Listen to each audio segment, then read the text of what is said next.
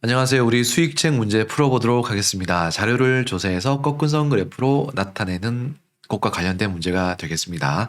수익책 72쪽과 73쪽을 한번 풀어볼게요. 자, 1번부터 3번 문제입니다. 모든 발로 앞으로 줄넘기를 한 개수를 조사해서 꺾은선 그래프로 나타내 보는 거예요. 이건 여러분들이 직접 모든 발로 양발을 모아서 앞으로 줄넘기를 몇 번 했는지 첫 번째 시도, 두 번째 해가지고 총 6번째 시도를 해가지고요. 몇 개를 했는지 여기다 기록한 다음에 꺾은선 그래프로 나타내면 돼요. 자, 먼저 이렇게 한번 적어봤습니다. 선생님이 그냥 91개부터 120개까지 그냥 적어봤어요. 자, 2번 꺾은선 그래프의 가로와 세로에는 각각 무엇을 나타내어야 할까요? 자, 가로에는 뭐를 나타내면 좋을까요? 그렇죠. 횟수를 나타내면 돼요. 1회, 2회, 3회. 세로에는 개수를 나타내면 되겠습니다. 자, 그럼 한번 나타내 볼까요? 자, 가로와 세로에 필요한 내용을 적어 볼게요. 자, 요 표를 가지고 오른쪽 꺾은선 그래프를 만들어주면 되겠습니다. 가로에는 횟수를 적어준다 그랬어요. 횟수. 1회, 2회, 3회, 4회, 5회, 6회. 그리고 여기는 회라고 적어주면 되겠죠. 회. 세로에는요, 개수를 적어주면 되고 여기 단위는 개가 되겠습니다. 2번 물결선이 필요한 경우 나타내 볼까요? 자, 쓸데없는 값은 어느 값일까요? 필요 없는 값. 사용하지 않는 값은 0에서부터 90개까지는 필요가 없어요. 그죠?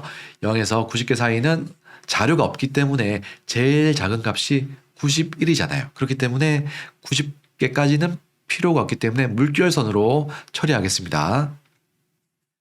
그리고 90으로 표시할게요. 3번 조사한 수 중에서 가장 큰 수를 나타내도록 눈금 한 칸의 크기를 한번 정해볼게요. 자, 가장 큰 수는 어떤 수일까요? 자, 91. 여기 있네요. 120개가 가장 큰 수입니다. 그러면 이 꺾은선 그래프에서 최소한 120보다는 120을 나타낼 수 있어야 돼요.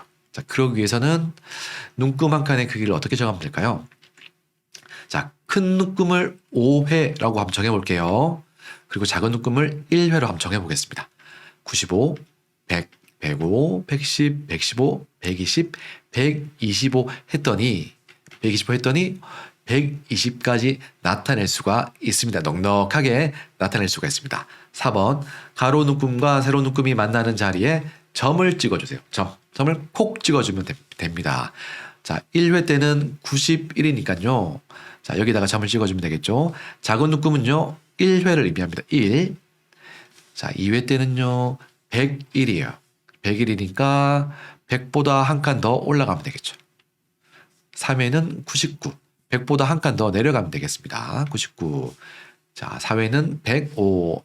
여기다 찍어주면 되겠네요. 105. 5회 때는 107이에요.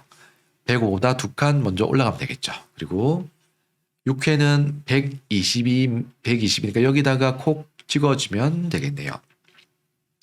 이제 점들 다 찍었어요. 자, 이제 그런 다음에 점들을 선분으로 이어주면 되겠죠. 자를 이용해서 반듯하게 이어주면 되겠습니다.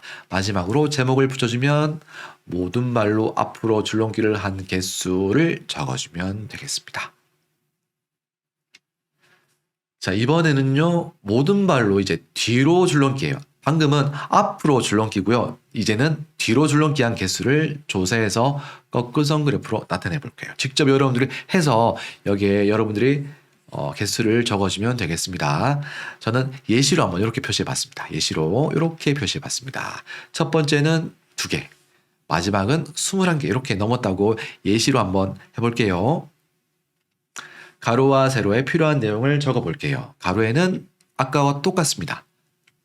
회를 적어주고요. 그 다음 세로에는 개수를 적어주면 되겠죠. 물결선이 필요한 경우 나타내는데 물결선이 있어야 될까요? 가장 작은 눈금이 2예요. 그렇기 때문에 굳이 물결선을 사용할 이유는 없을 것 같아요. 조사한 수 중에서 가장 큰 수를 나타내도록 눈금 한 칸의 크기를 정해볼게요. 가장 큰 수는 21이에요. 그러면 21이 표시되도록 눈금 한 칸의 크기를 정하면 되겠습니다. 자, 큰 눈금을 5회, 그리고 작은 묶음을 1회로 한번 볼게요. 그러면 5, 10, 15, 20, 25 이렇게 표시할 수가 있습니다. 가로 묶음과 세로 묶음이 만나는 자리에 점을 한번 찍어 볼게요. 점을 이렇게 한번 찍어 보겠습니다. 자, 1회 때는 2개니까요. 이렇게 찍어주면 돼요. 그리고 2회 때는 5번이니까 이렇게 찍어주면 되고요. 3회는 3번이네요. 여기다가 찍어줄게요. 4회 때는 8번, 8번이니까 10번째에서 2칸 내려가면 되겠죠. 여기입니다. 자, 5회는 15번이니까 여기다가 찍어줄게요. 6회 때는 21이니까 20보다 한 칸 더 올라가면 되겠습니다. 자, 그런 다음에 이제 선문들로 이어주면 되겠죠. 이렇게 이어주면 끝입니다. 제목은 모든 말로 뒤로 줄넘기한 개수를 적어주면 되겠습니다. 자, 그러면 우리 3과 4의 그래프를 그려봤는데요. 3과 4의 그래프가 조금 다른 점이 있고요. 비슷한 점이 있어요. 자, 같은 점은 뭘까요? 같은 점은 꺾은 선 그래프로 나타냈다는 거고요. 다른 점은 3의 그래프는 물결선을 사용했지만 4는 사용할 필요가 없어가지고 사용하지 않았습니다. 자, 그러면 3과 4의 그래프 중에서 줄넘기를 한 개수의 변화가 더 크게 나타난 그래프는 어느 것인가요? 그렇게 생각한 이유는 무엇인가요? 자, 왼쪽과 오른쪽 그래프 중에서 어떤 게 좀 더 변화가 더 잘 나타납니까? 그죠? 왼쪽 그래프죠. 왜냐하면 1회부터 6회까지 선이 더 많이 기울어져 있어요. 위로 기울어져 있기도 하고요. 아래쪽으로 기울어져 있기도 하고요. 오른쪽에 비해서 왼쪽에 있는 그래프가 훨씬 더 많이 기울어져 있기 때문에 그래서 변화가 더 크게 나타나는 그래프는 세 번째 그래프가 되겠습니다. 네, 이렇게 해서 우리 수익책 모두 풀어봤고요. 혹시 설명 듣다가 설명이 이해가 안 된다. 그리고 헷갈리는 부분이 있으면 댓글로 남겨주세요. 제가 읽어보고 답글 남겨드리도록 하겠습니다. 자, 오늘도 수업 끝까지 들어주셔서 감사하고요. 다음 시간에 건강하고 밝은 모습으로 만나겠습니다. 다음 시간에 만날게요. 안녕.